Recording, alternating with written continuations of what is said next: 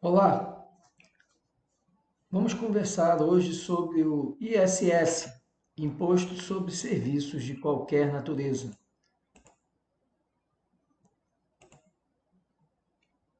Esse imposto ele é de competência dos municípios, conforme artigo 156, inciso 3º da Constituição. Mas é preciso que nós lembremos também da competência cumulativa. E a Constituição também outorga o ISS ao Distrito Federal. Então, a competência para instituir o ISS é dos municípios e do Distrito Federal. Nós temos no ISS a existência de uma lei complementar que traça as normas gerais a respeito do imposto, conforme orienta o artigo 146 da Constituição. E no caso do ISS, nós temos a Lei Complementar 116 de 2003. Essa lei complementar ela foi antecedida pelo Decreto-Lei 406 de 68. Então, a partir da Constituição de 88 até a vigência da Lei Complementar 116 de 2003, o ISS era regulado pelo Decreto-Lei 406 de 68 e tinha status de lei complementar. Esse decreto ele foi revogado parcialmente exatamente com a vigência da Lei Complementar 116, mas ainda existem alguns dispositivos dele em vigor, principalmente os que tratam a respeito de determinados serviços e a competência para cobrar sobre esses serviços o ISS. O sujeito ativo no ISS, a grande discussão é quem pode cobrar o ISS. Como é um imposto municipal e ele incide sobre serviços, é sabido que os serviços eles podem ser prestados em qualquer localidade. E a questão é saber quem é que pode cobrar o ISS, quem é que vai exigir o ISS. E na Lei Complementar 116, a regra é que vai ser cobrado no município do estabelecimento do prestador do serviço, ou seja, não importa o local onde está ocorrendo o serviço, importa onde está a empresa que presta o serviço. A empresa ou a pessoa individual ou a pessoa física, no caso do microempreendedor individual, seja pessoa física, seja pessoa jurídica, a questão é saber quem vai recolher o tributo. E no ISS, a regra é que o tributo é devido no local onde está o prestador do serviço, pouco importando onde o serviço ocorre. Mas há 20 exceções na Lei Complementar 116. Essas exceções basicamente tratam de obras, tratam de construções, reformas. Então, lá na Lei Complementar 116, no artigo 3º, estipula quem é competente para cobrar o ISS é o local onde está o prestador do serviço. Mas, para alguns serviços, a regra é o local da prestação do serviço. São 20 exceções, mas para facilitar, são serviços voltados para a construção civil, para reforma, para andaimes, instalação de andaimes, concreto, ou seja, atividades ligadas à construção civil.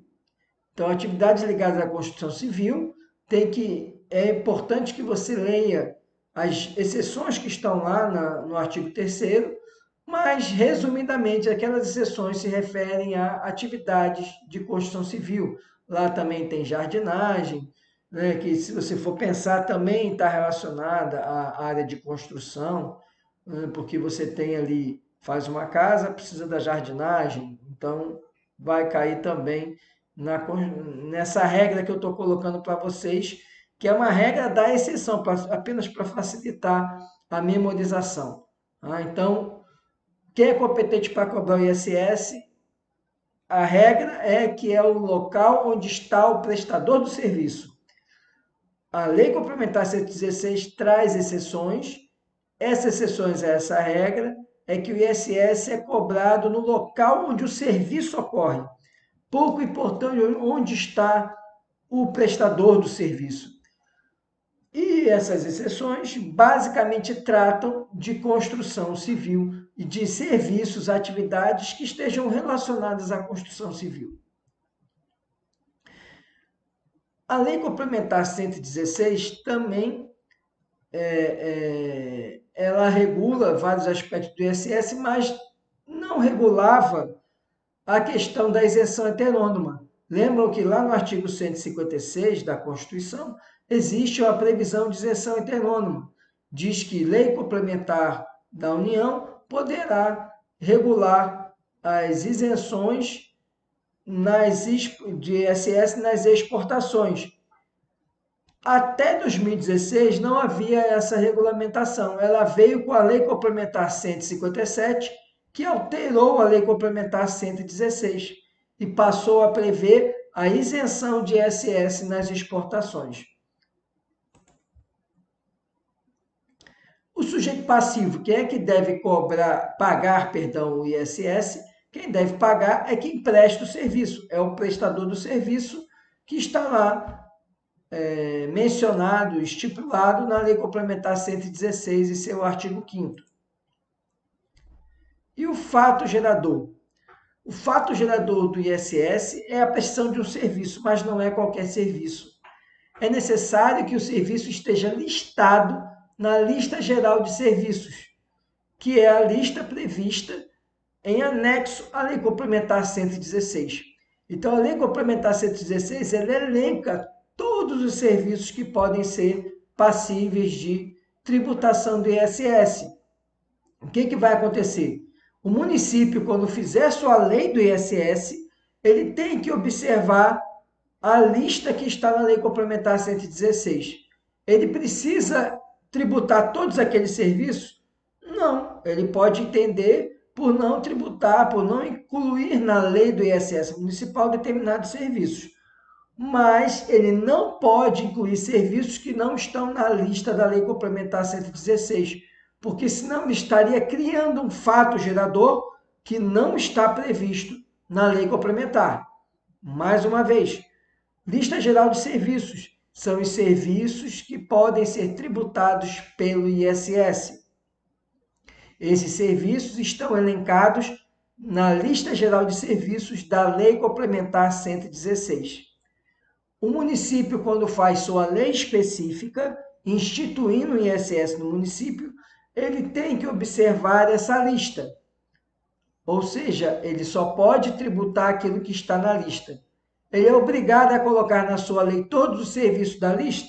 Não. Se ele entender que alguns serviços não existem no município, que não seria o caso de inseri-los na lista, ele não insere. Mas ele não pode criar serviços, colocar na sua lista e esses serviços não estarem na lista da lei complementar. Ele só pode listar para tributar serviços que estão na lista da lei complementar.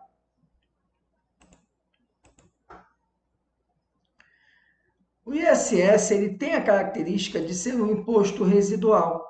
Por quê? Porque ele conflita com o IPI, que é o Imposto sobre Produtos Industrializados, e o ICMS, Imposto sobre Circulação de Mercadorias e Serviços. E aí, quais são os serviços do ICMS? Serviço de transporte interestadual e intermunicipal, serviços de telecomunicações, energia elétrica, que é tratado como um serviço. Então, esses são os serviços do ICMS. E ISS acaba sendo os serviços residuais. Se você for pensar no primeiro momento, uma atividade industrial ela pode caracterizar um serviço. Por exemplo, o beneficiamento. O que é beneficiamento? Você passar um determinado produto sob um processo mecânico, ou químico, ou físico-químico, e melhorar o produto. Por exemplo, o arroz. Quando você tem o arroz, você beneficia o arroz para ele virar, por exemplo, o arroz polido, ou para ele virar o arroz parboilizado. Se você olhar no primeiro momento, isso pode parecer um serviço. Você pegar o arroz do produtor rural, colocar no moinho e moer, polir ele, e ele virar arroz polido. Mas isso não é um serviço. Embora às vezes a empresa só funcione para isso, só para polir arroz. Mas não vai ser um serviço, porque isso é um beneficiamento e ser tributado pelo IPI. Então, ainda que o produtor rural ele só entregue nessa empresa para ela fazer o polimento e devolver o arroz para o produtor rural que vai sacar e vender, essa empresa que faz o polimento do arroz, ela não vai pagar ISS, ela vai pagar IPI. Por quê? Porque beneficiamento é uma atividade considerada industrial. ICMS, mesma coisa, ele já diz lá, por exemplo, serviço de transporte. Serviço de transporte é um serviço, o nome já diz, serviço de transporte. Mas se for um transporte intermunicipal, interestadual, não vai ser tributado pelo ISS, é tributado pelo ICMS. Por quê? Porque a Constituição estipula. Então, quais são os serviços tributados pelo ISS? Aqueles que não sofrem a incidência do IPI, os que não são alcançados pelo ICMS e os serviços que estão elencados na lista geral de serviços.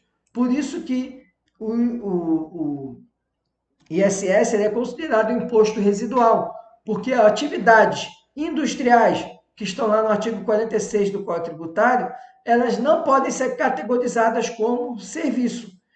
Por quê? Porque vai incidir o IPI, e o IPI ele é regulado a respeito de atividades industriais. Então, não pode constar na lista de serviços uma atividade industrial como serviço, senão você teria a bitributação. Operação de circulação de mercadorias, portanto, não é alcançada pelo ISS, como eu acabei de explicar. As operações com mercadorias, elas e os serviços previstos no ICMS são tributados pelo ICMS. E aí temos uma questão importante. Muitas vezes nós temos um serviço que precisa de uma mercadoria. E como saber do que vai incidir? Como que eu vou definir se eu vou tributar pelo ICMS ou pelo ISS? E aí nós vamos aplicar a teoria da preponderância do serviço em relação à mercadoria. E para isso eu tenho que analisar o que é importante naquele serviço. É o serviço em si ou é a mercadoria? Eu vou usar um exemplo muito claro e que também, sempre que eu tiver essa dúvida, eu vou me socorrer na lista de serviços, porque a lista de serviços do ISS é que traz os fatos geradores. Mas eu vou dar um exemplo sobre essa teoria da preponderância. Quando você chega no restaurante e você vai comer uma batata frita, o que é mais importante ali? É o serviço do cozinheiro fazendo a batata? É o serviço do garçom que leva a batata até a sua mesa? Ou é a batata em si? Se não tiver a batata, não tem serviço do cozinheiro e não tem serviço do garçom. Então, o que vai incidir? O que está sendo fornecido é uma prestação de serviço ou é uma mercadoria? É uma mercadoria. Embora você esteja no restaurante, esteja ali aguardando consumir a batata. Ou você passe ali no drive-thru do McDonald's e você compre seu sanduíche. O que é mais importante no McDonald's? É o chapeiro que faz o hambúrguer na chapa? É a pessoa que embala o pão? É a pessoa que prepara o molho para colocar dentro do hambúrguer? Ou é aquele conjunto de materiais que está sendo fornecido para você? É o conjunto de materiais. Então, pela teoria da preponderância, quando a mercadoria, ou seja, quando o material ele prepondera sobre o serviço, incide ICMS. Por isso que restaurantes e bares, eles não são tributados pelo ISS. A tributação é ICMS, porque eles estão vendendo uma mercadoria. Você pode ter o melhor cozinheiro do mundo, mas se você não tiver ali o produto, se você não tiver ali as verduras, a carne, para ele poder executar o prato, você não vai receber nada dele. Então, o que prepondera, e por isso que não é tributado o serviço do cozinheiro, não é tributado o serviço do do garçom no restaurante. É tributado o fornecimento do alimento e não o serviço prestado por aquele cozinheiro excepcional. E, lógico, o restaurante vai ter uma clientela maior por conta do cozinheiro, mas para fim de tributação o que interessa é a preponderância. O que é mais importante, é o serviço ou é o insumo, o produto sobre o qual o serviço é agregado e aplicado. E aí, nesse caso, vai se aplicar, no caso dos restaurantes, o ICMS. No ISS temos alguns serviços que incidem, embora você tenha uma mercadoria. Porque se entende que aquele serviço é indispensável para que você tenha o produto final. Um exemplo disso é o serviço gráfico. No serviço gráfico você tem insumos, você tem papel, você tem tinta. Mas, diferente lá do restaurante, de nada adianta você ter o papel e a tinta e não passar por um processo que é o processo em que vai pegar aquela tinta, imprimir no papel, atendendo ao desejo do cliente. Perceba a diferença do restaurante que você chega e pede lá um prato de batata frita. Quando você chega numa gráfica, a gráfica vai executar algo que é pessoal para você.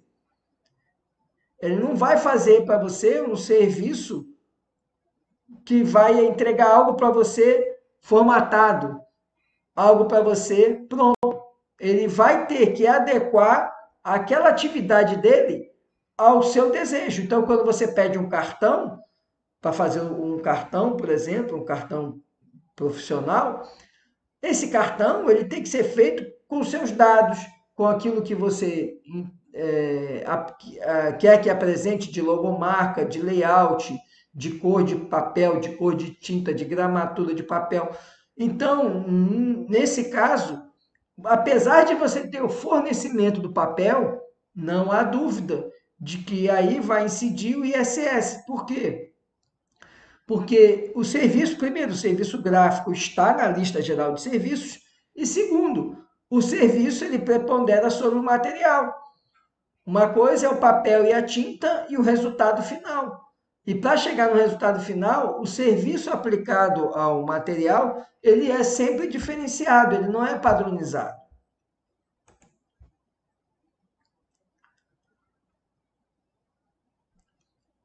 Agora, existem fornecimento de mercadorias em que o serviço não está na lista geral. O exemplo que eu acabei de dar do restaurante. Então, como não tem lá serviço de bares e restaurantes, aquele serviço do garçom, o serviço do cozinheiro, tudo isso vai incidir sobre tudo isso o ICMS, lá no momento que fornece o alimento para você. Incide ICMS sobre tudo. Embora você tenha o serviço do cozinheiro, tenha o serviço do garçom, mas não incide ISS, incide ICMS. Por quê? Porque o serviço de bar e restaurante não está na lista geral de serviços. Agora, na lista, há situações de atividade mista. Então, eu tenho na lista atividades que são exclusivamente, sofrem exclusivamente incidência do ISS. Quando o serviço não está na lista e eu tiver fornecimento de mercadoria, vai incidir ICMS. Agora, na lista geral de serviços, há situações em que a lista diz incidirá ISS sobre o serviço e ICMS sobre o material. Um exemplo disso é mecânica, oficina mecânica. Quando você vai na oficina mecânica, existe um serviço do mecânico, mas existe também a peça, porque o mecânico, para ele fazer o serviço no carro, ele precisa da peça que ele tem que substituir ou que ele tem que reparar. Então, o que acontece? Na lista geral de serviços diz lá que o serviço de oficina mecânica, como lista, como fato gerador, e ele coloca exceto os materiais necessários ao serviço. Então, ele separa. Então, você vai ter o ISS sobre o serviço da oficina mecânica e vai ter o ICMS sobre as peças utilizadas no serviço mecânico. Por isso que, se você vai numa empresa maior, numa oficina mecânica maior, normalmente você recebe duas notas fiscais. Uma nota fiscal das peças e outra nota fiscal dos serviços. Porque as peças ele vai tributar pelo ICMS, então ele emite uma nota fiscal de venda de mercadoria. Enquanto o serviço lá mecânico ele emite uma nota fiscal de serviço. Por quê? Porque na lista geral ele trata isso como uma atividade mista e tributa a parte, o ISS exclusivamente sobre o serviço e o ICMS exclusivamente sobre as peças.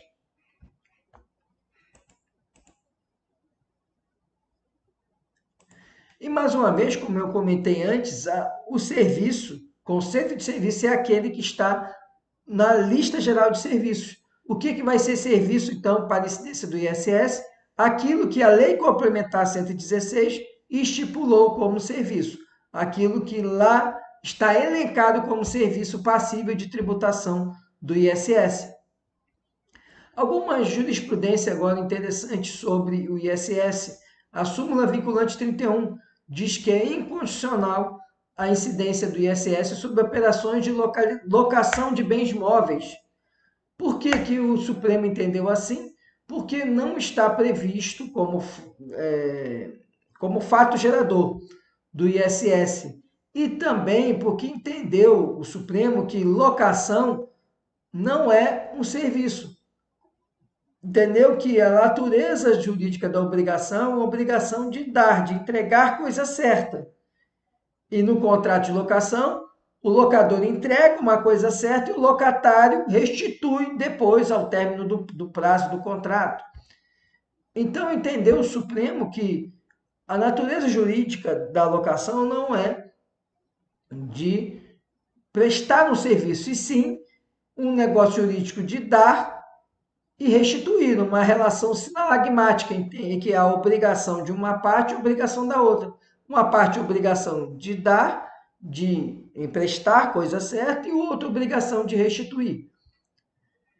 A doutrina questiona muito isso, porque acaba gerando a não tributação de uma atividade que é muito corriqueira na sociedade. Mas, não entendeu? O Supremo, inclusive, sedimentando isso em súmula vinculante. Por um lado, tem razão o Supremo, que realmente é obrigacionalmente, o contrato de locação não é um contrato de prestação de serviço. Mas temos que reconhecer que implicitamente há a prestação de um serviço pelo locador. Mas o Supremo sedimentou que não incide ISS nas locações de bens móveis. É legítima a incidência do ISS sobre os serviços bancários congêneres na lista do Decreto-Lei 406 e na Lei Complementar 56. Por exemplo, uma das situações em que o Decreto-Lei 406 ainda está em vigor é em relação a alguns serviços que estão previstos nele e que não estão na Lei Complementar 116. E tem-se que não houve a revogação desses serviços, eles continuam sofrendo incidência. E por isso que o STJ enfatizou isso na súmula 424. Tem serviços bancários na Lei Complementar, tem serviços bancários no Decreto-Lei, mas ainda assim, mesmo que o serviço não esteja ali especificado minuciosamente, os serviços congêneres, ou seja, que são congêneres, relacionados àquele serviço principal, que é o serviço bancário, também vão sofrer incidência do ISS. Súmula 167 do STJ. O fornecimento de concreto por empreitada para a construção civil, preparado no trajeto até a obra em betoneiras acopladas a caminhões, é prestação de serviço, sujeitando-se apenas à incidência do ISS. Foi até o exemplo que eu dei quando conversamos sobre sujeito ativo, que vai ser o local onde for entregue o concreto, vai ser o local onde for aplicado o concreto, né? Que vai ser o local onde vai ser recolhido o ISS, e não o local do prestador do serviço.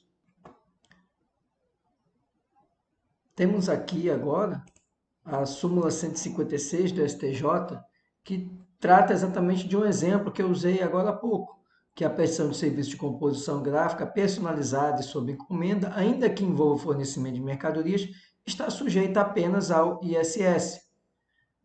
Outra súmula é 138, que diz que o ISS incide na operação de arrendamento mercantil de coisas móveis, que é justamente o leasing, né? O arrendamento mercantil, o leasing, vai incidir ISS.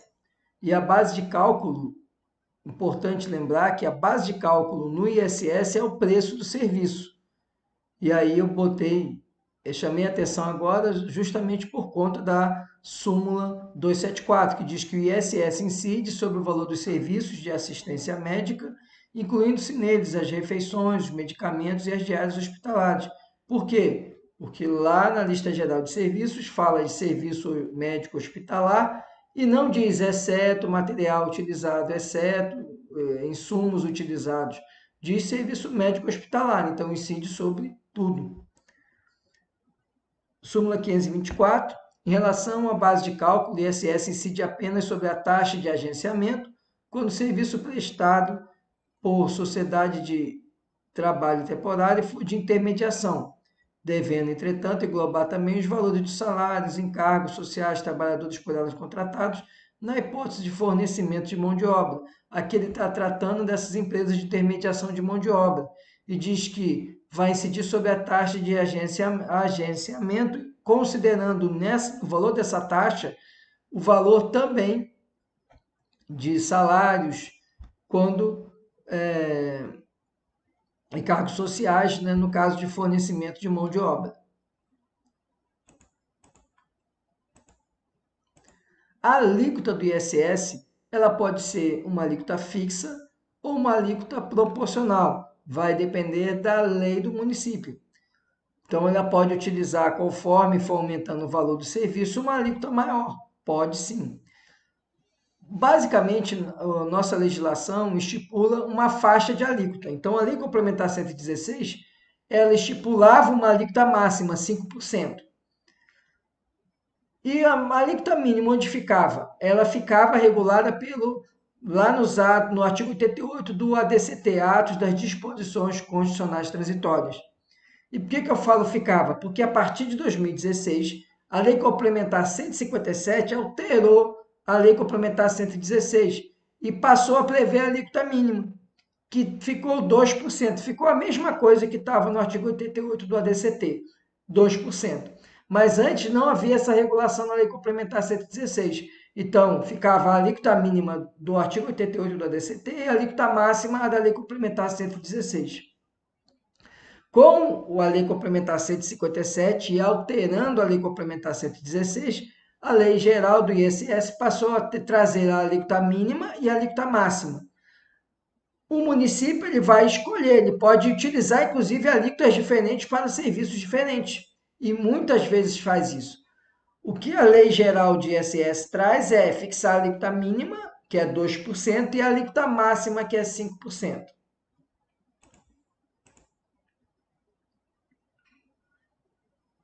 Nós acabamos de ver aqui a súmula do STJ, né? E aqui o STF também, em repercussão geral, considerou inconstitucional a incidência de ISS sobre locação de bens móveis, desde que, ele só acrescentou, não esteja relacionada a nenhuma prestação de serviço.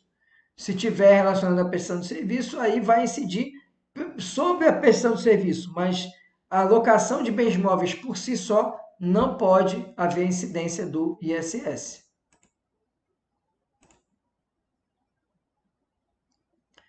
Outra decisão do STF, em repercussão geral, é constitucional a incidência do ISS sobre operações de arrendamento mercantil. Vimos também que é a súmula do STJ. E é constitucional a incidência sobre a prestação de serviço dos cartórios, registros públicos, né? Incide ISS no serviço cartorário. Teses de repetitivo do STJ. Mais uma vez, essa tese, inclusive, é simulada. Ele só veio a confirmar o entendimento que já estava simulado. Então, as operações de composição gráfica, como o caso de impressos personalizados e sob encomenda, são de natureza mista, sendo que os serviços elas agregados estão incluídos na lei anexa ao decreto-lei. Consequentemente, tais operações estão sujeitas à incidência do ISS. O que ele quer dizer? Lógico que há um fornecimento de material junto com o serviço gráfico, mas ele está na lista geral lá e sem ressalva. Como está sem ressalva, vai incidir sobre tudo, sobre o serviço e sobre o material fornecido. É isso que o STJ quis, e ele fala, confirmando a súmula 156. Esse julgado aqui do STJ é interessante porque ele vai definindo o que incide sobre o que. É o julgado exatamente que ele decide sobre esse repetitivo do serviço gráfico. Aí ele fala, segundo decorre do sistema normativo específico, a delimitação dos campos de competência tributária entre estados e municípios relativamente à incidência de ICMS e ISS está submetida aos seguintes critérios. Ele vai mostrar o que eu expliquei anteriormente. Primeiro, sobre operações de circulação de mercadoria e sobre serviços de transporte interestadual ou internacional de comunicações, incide ICMS. Ok? O que está lá na Constituição, artigo 155, inciso 2º. Sobre operações de prestação de serviços compreendidos na lista que trata a Lei Complementar 116, que sucedeu o Decreto-Lei 406, incide ISS, ou seja, se está na lista, incide ISS. Sobre operações mistas, assim entendidas as que agregam mercadorias e serviços, incide o ISS sempre que o serviço agregado estiver compreendido na lista de que trata a lei complementar. O que ele quer dizer? Se está na lista geral do ISS, vai incidir ISS, ainda que tenha fornecimento de material. Ele continua, incide ICMS sempre que o serviço agregado não estiver previsto na referida lista. Se então não estiver na lista, vai incidir ICMS. Por isso que eu usei o exemplo do bar e restaurante. Não tem bar e restaurante na lista dos serviços do ISS.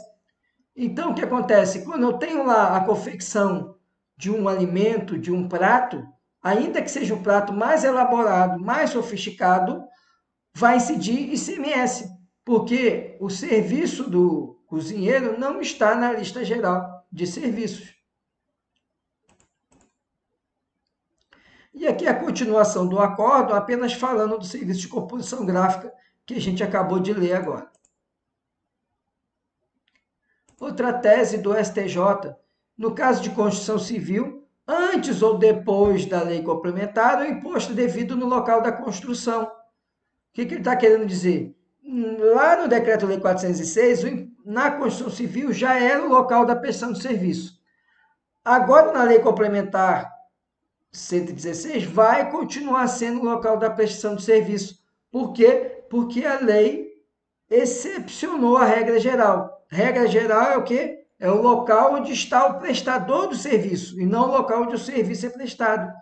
Mas os serviços ligados à construção civil estão excepcionados, porque, no caso da construção civil, o serviço ele vai ser tributado no local onde o serviço é prestado.